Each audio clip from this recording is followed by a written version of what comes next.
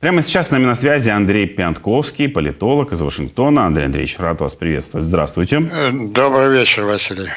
Скажите, пожалуйста, призыв Байдена к странам Ближнего Востока поделиться оружием, советским оружием, мотивируется, с одной стороны, тем, что украинские военные с ним более знакомы, но, с другой стороны, украинские военные уже вовсю проходят обучение на современнейшем вооружении, которое передается нам западными странами сейчас.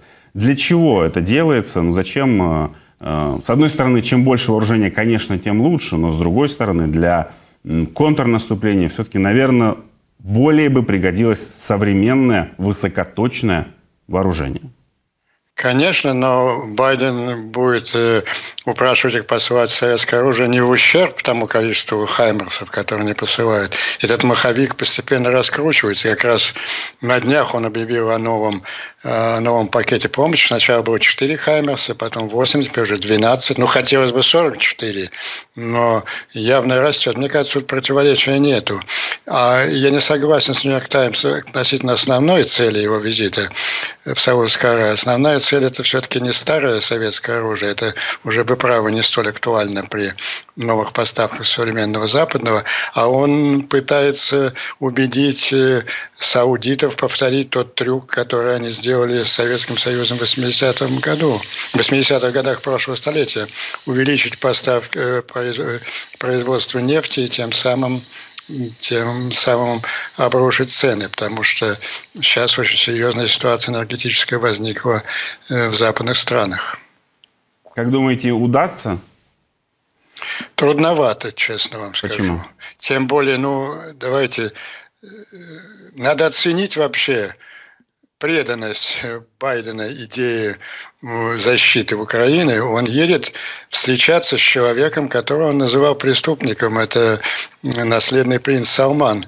Во время своей избирательной кампании Байден очень резко высказывался об этом деятеле. Ну, все мы помним эту историю, там, я не знаю, с распиливанием саудовского оппозиционного журналиста в посольстве Саудовской Аравии в Турецке, якобы по приказу этого самого Салмана. В предыдущем пакете санкций было эмбарго на нефть и нефтепродукты, поэтому, я думаю, это очень актуальный вопрос поставок нефти как раз, поскольку заложены сроки в 6 и 8 месяцев. Скажите, пожалуйста, по поводу желания Байдена убедить Бразилию, Китай и Индию присоединиться к кампании по изоляции России, насколько это может быть успешно? Ну, тут опять дело в нюансах. Возьмем наиболее интересный кейс китайцев. Ну, они же ведь не пошли так широко навстречу России. В значительной степени участвуют в тех же санкциях, не оказывают пока никакой военной помощи. Их поддержка, она ограничена областью риторики, но риторика у них антиамериканская сейчас, она не для того, чтобы русских поддержать, а по собственным мотивам. У них конфликт с Америкой, они пока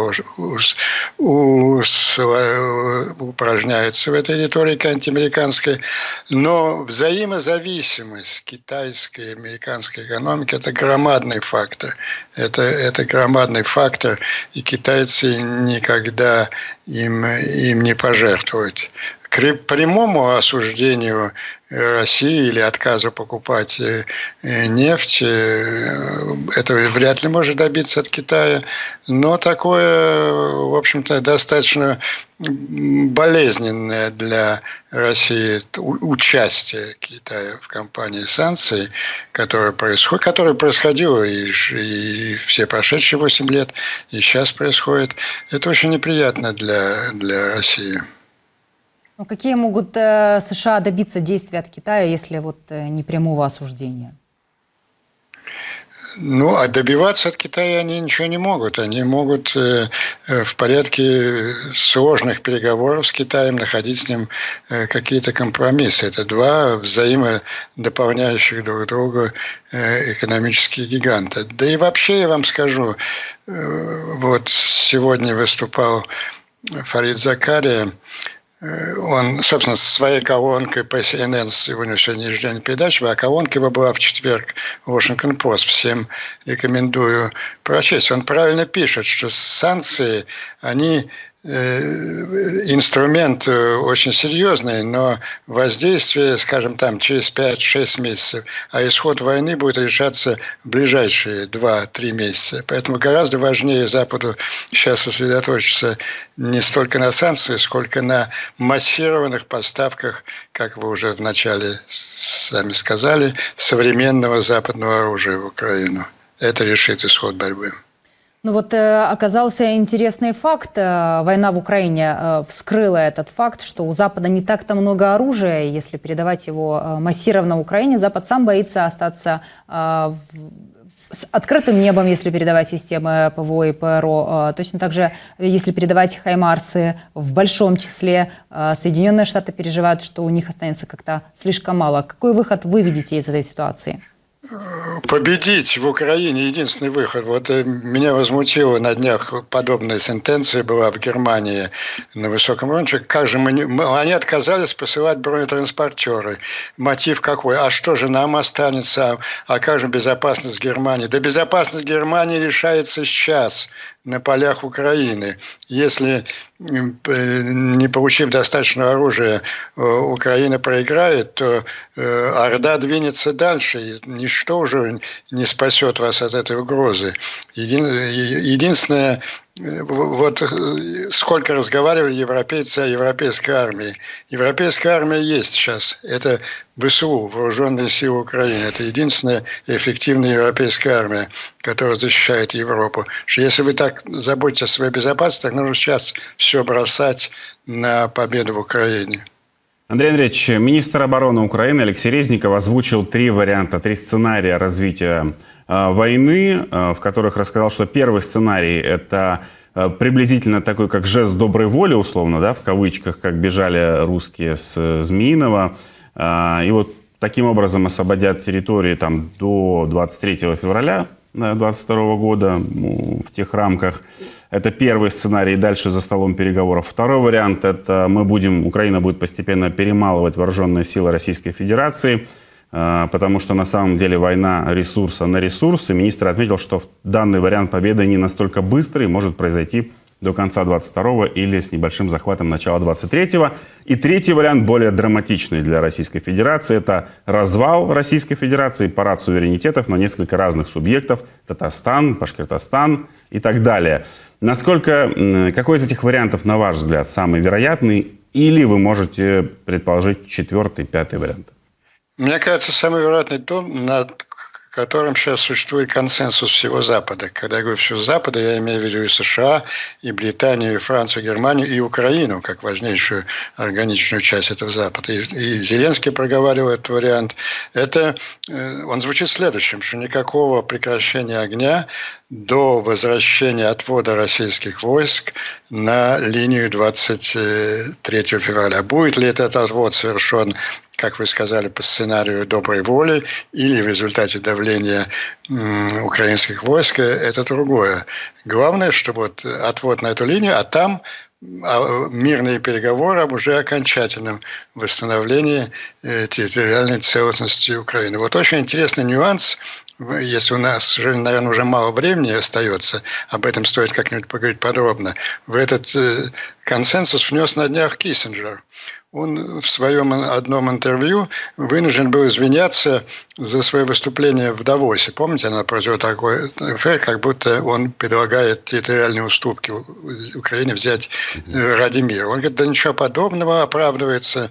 Может быть, не очень убедительно, но главное, что оправдывается. Я, говорит, уже предлагаю то, что Зеленский сейчас предлагает.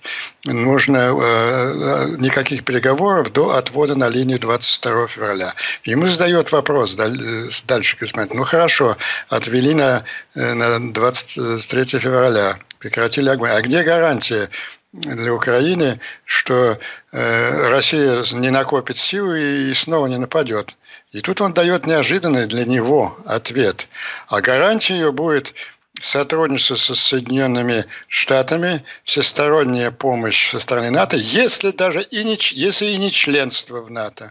То есть он предлагает такой вариант, что пауза для обеспечения безопасности Украины пауза может быть только с условием немедленного принятия после этой паузы Украины по модели Швеции и Финляндии в НАТО. Это вот новый поворот такой мысли, она созревает постепенно на Западе. Андрей Андреевич, я маленькое только сделаю такую ремарку о том, что вот этот так называемый жест доброй воли или под давлением ЗСУ, тут не должно стоять «или», поскольку эти жесты доброй воли и происходят под давлением. Весь вопрос, я имею в виду, я считаю, вот в этом решающим будет день взятия освобождения Херсона. Вот тогда мы увидим. Или это в любом случае это будет громадный шок и в российском обществе, и в бункере.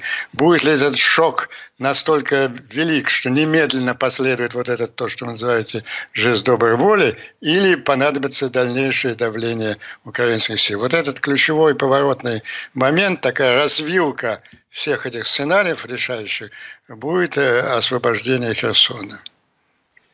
Андрей Андреевич, спасибо вам большое за ваше включение, за ваши комментарии, ответы. Андрей Пьянковский был с нами на связи, политолог из Вашингтона.